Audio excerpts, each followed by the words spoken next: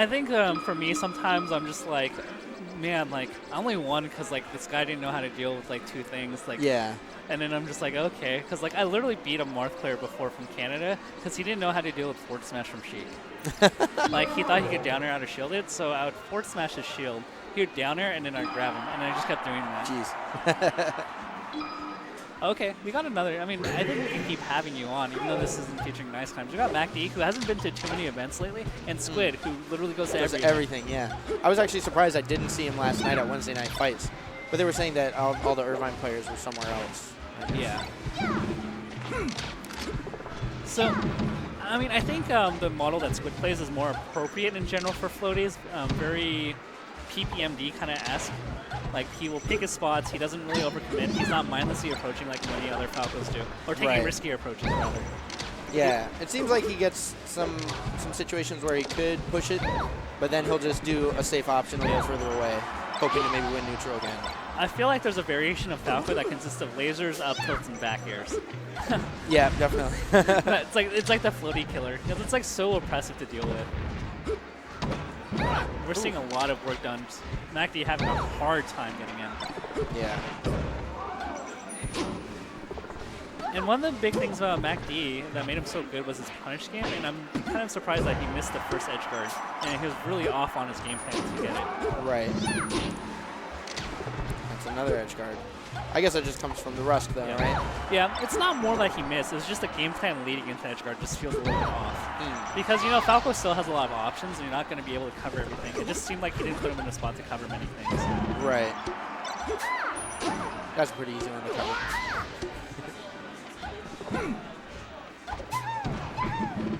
Ooh, good shielding there. Definitely not getting shield poked. Unless you're doing like the super lightest shield, this like the second, third, definitely fourth hit of a peach down smash will usually shield poke. Okay. Simple edge guard. There you go. And I really love just standing above the ledge as Peach or Sheik, especially against Falco doing the side B. And I just spam hitboxes for Sheik it's just jab, because if they throw the side phantasm and they shorten it, like I get a free kill. Right. Oh. No. Oh, no. The rust is still there. Get him some vinegar and some baking soda. He's going to need it. Yeah.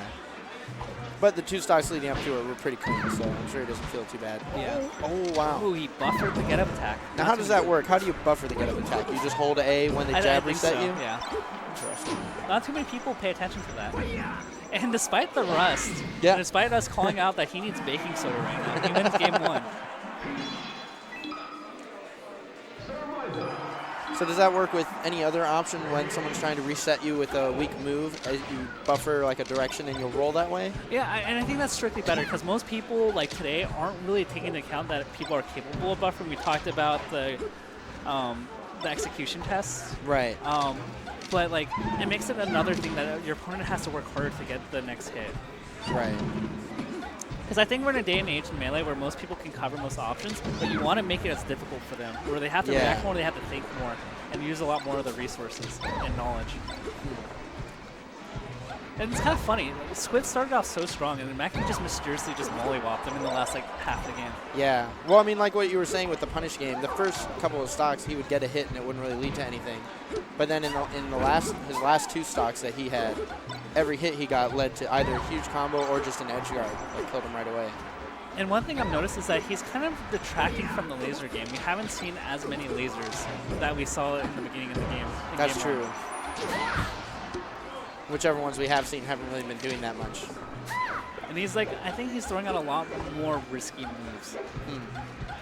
All right, going back to the back airs and the safe aerials. Yeah. Oh my gosh, another one. Oh, I was a little nervous. He jumped into the platform that MacD was on. I was like, he was just asking to get MacD. He is getting MacD'd right now. Oh, no. I was like, how's this going to unfold? Yeah. Yeah, it seemed like floating there with that down air was where it I was just all picturing fell apart. Armada, like doing something and killing. What would have Armada done? I feel like he would have gone down right away. I think once MacD didn't go down, he had to improvise with where he was, and he was in a really awkward spot, so he just kind of did the down air and tried to follow up. So, you know, for like Peach players, we go like, like, what would have Armada done? Do you have that equivalent for your character? Yeah, actually, surprisingly enough, people don't really talk about him because he hasn't been as active, but SoCal's very own, Fly Amanita. I feel like every decision he makes is the most perfect strategic decision you could make as an Ice Climber player. Wobbles is inspiring, but, you know, it's like, he's crazy. It's very contextual because he has a certain read in mind. Yeah, exactly. And yeah, it's interesting. People, I've heard people more lately talk about, like, you know, don't compare Peaches to Armada, and trying to say that, you know, everyone's individuality is a good thing, and that is good. But if I can do a 0 to death versus not, like, why not do when something's optimized, beautiful. When something's optimized, no reason not to do it. Now we have a Shaolin Showdown. Yes. It's like, do I want the free A+, or do I want to struggle and study for it? Yeah. Ooh, Stitch Face. Is he going to throw it? MacD? Oh, I felt like he could have punished the back here. Oh, he catches this. It doesn't have a lot of time left on it, though. It might disappear if he throws it from too far. Oh, wow. It's dash attack. A lot of damage. And he lost his double jump. So there it is. Wow. In the most MacD ending, he wins with a down smash trade against a Falco that loses his double jump. This kid, you're up on the stream. I'm up to play, so I'll catch y'all later.